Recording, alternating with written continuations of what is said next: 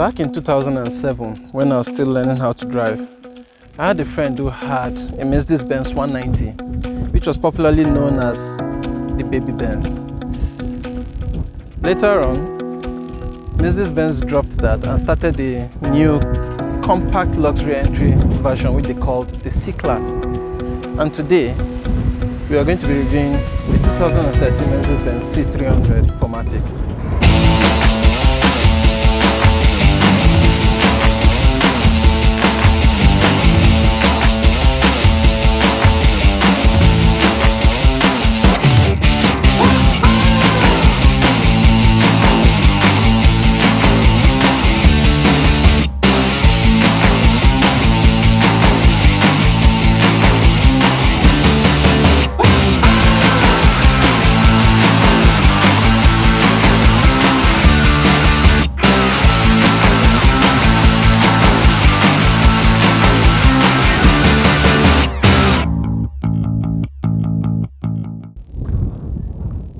The C300, being a compact-sized luxury sedan from Mercedes-Benz, you might think there might not be enough space in the boot or trunk for you to carry your baggages, things you buy from the store, or maybe those two people you kidnapped last night.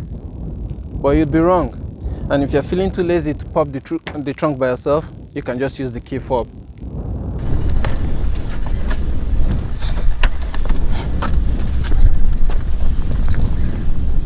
I was really kidding about the last part. Didn't expect to see anybody here.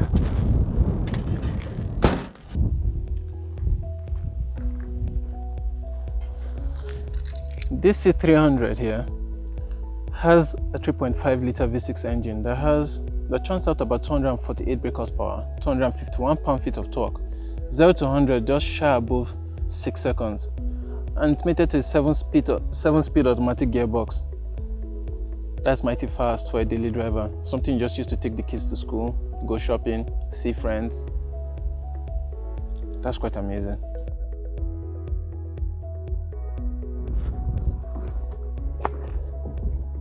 Oh God, listen to that. Did you hear that thud? German.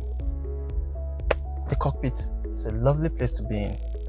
Being the sport variant, you have this flat bottom leather wrapped steering wheel, which feels just good.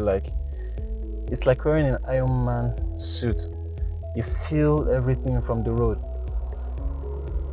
The steering wheel, there's enough storage space in here. You have space for your cup holders, keys, your gear knob. It has dual climate control zone in the sense that the driver's side of the AC vents will be chilled to a particular degree as he wants it to be, and that of the passengers can also dictate how cold or warm he wants his own part to be. And the backseat passengers also have their own AC vent. You have this really nice soft to touch rubber on the plastic on the dashboard, which has aged remarkably well, if I must say, with the aluminium panel. I just love this touch of light and dark colors, the dark roof liner to the almost ivory or beige colored leather seats. It's just superb. I really love it. Well, it suits me. Might not be for others. Those who don't like it can go for that diarrhea brown everywhere in the luxury versions and have their crown on top. But for me, 2 thumbs up. I'd have raised my toes, but I'm wearing shoes. Time for the fun part with this car, the driving experience. Always remember to wear your seatbelt, not because of road safety or Castelia.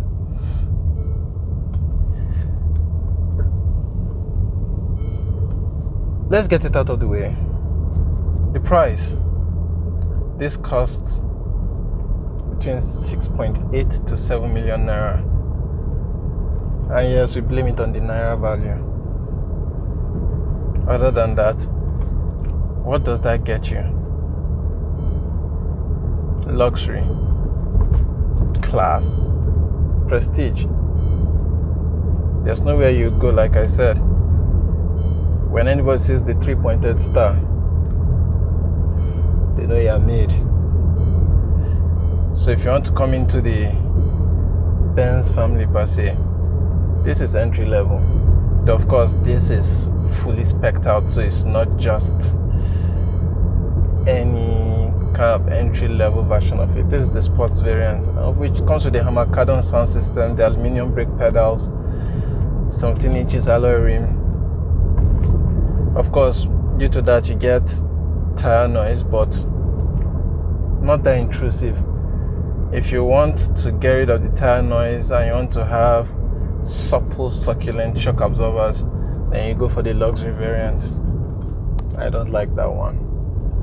The color is the interiors are too dull. They don't have this sporty looking interior with mixed colors, and they have the whole wooden panel instead of the aluminum panel on the dash. This is just perfect for me in every aspect.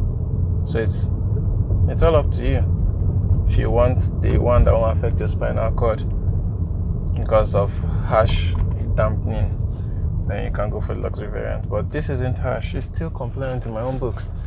It's still comfortable. It responds well. Better yet, it's naturally aspirated. No turbos, just pure 248 brake horsepower from the engine. And surprise, surprise, it's economical too. For a V6, I mean. It's a V6 and it doesn't consume fuel like you'd expect it to. I must applaud the owner of this car. It's a stranger I've known for 22 years now. So I was fully aware when he bought this car, which was years ago. I'm talking about, we're in 2022 now. We're looking at probably 2017 thereabouts. So about 5 years ago. And he has still kept this car in pristine condition. So in other words, cars aren't like your girlfriends. If you take care of them, they'll take care of you. And this car right here is a complete version of a king I stand. It was well taken care of, and it's taking care of the owner now. It's in immaculate condition.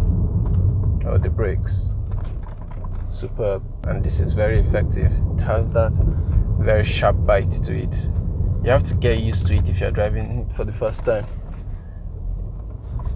If not, you just keep on jabbing forward because you're not used to it. Wonderful brakes. Fuel, this car has about 70 liters. That's the tank size. Multiply that by 165 pump price, and you get how much you'll be spending to fill the tank. Maintenance, stick to German-made products, the original thing. Don't let anyone tell you otherwise, that this will serve just as nice or this is just as good. Man, they line, because you're still going to go back to them for many more repairs. So stick to OEM parts, original parts. When you're servicing, use Mobile 1 synthetic engine oil, which is like recommended for it. Don't be a cheapskate. It's a Benz, Mercedes Benz. German-made vehicles are not for cheapskates. Don't be a sheep. Oh God. 6.8 to 7 million. Well, that's a lot now, but it's also a lot of car. So you definitely get your money's worth. But if you want to get one that's been used by this said stranger or by other strangers, then, excuse me. Okay then. Yeah, I did. Don't be a cheapskate. Don't be a sheep. Alright? This car is not for cheapskates. This is a prestigious car. So you have to treat it with prestige. It should be well taken care of. We've spoken about the pros. Now what are the cons? The cons are man-made. In the sense that, of course, it will definitely suffer from wear and tear over time of usage. And when it does, replacing those parts could cost an arm and a leg. Even the labor charged for repairing these cars. Normally, a mechanic would charge someone else 2K, 3K to do one or two things on their cars. But once they see It's a Benz. They believe you're able to shell out 5 to 10 and above for very, very minor repairs. Cars like this in Nigeria are bought by people who wouldn't find it an issue shelling that kind of amount of money for very minor repairs. But if you have an issue with that, then you have to learn to be a little bit of a hands-on person, do it yourself. There are a lot of YouTube videos that will teach you how to do many things that you can do easily without paying someone ridiculous lump sums for them to tend to those tiny things, tiny details. What else is there to say?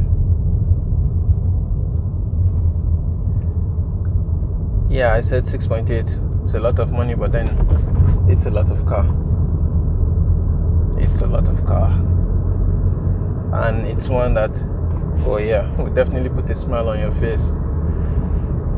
Whenever it's a straight road, and you press that pedal down to the metal,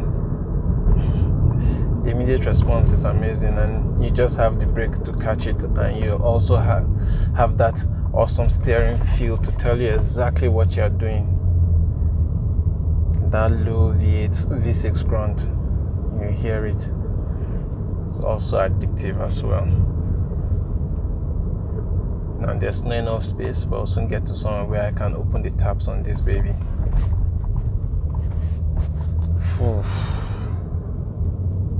Yeah.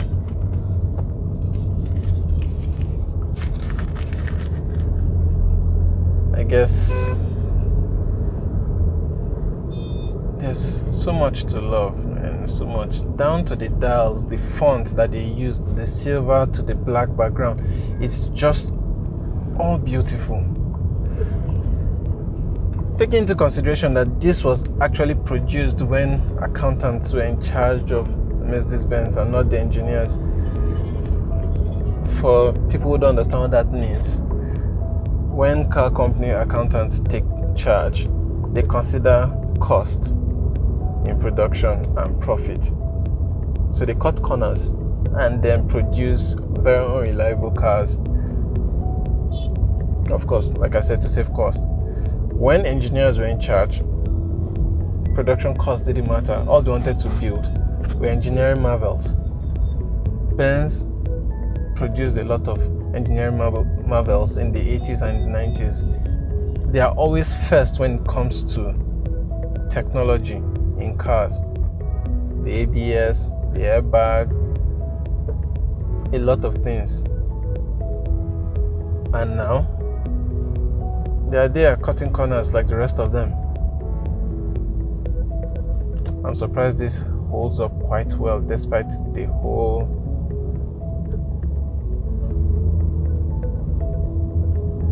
cost savings, the cost savings they executed in getting this done. There's nothing here that shows cutting of cost, of course, apart from the earlier squeaky sound that I showed when shaking the center console. Other than that, just listen to the engine pour.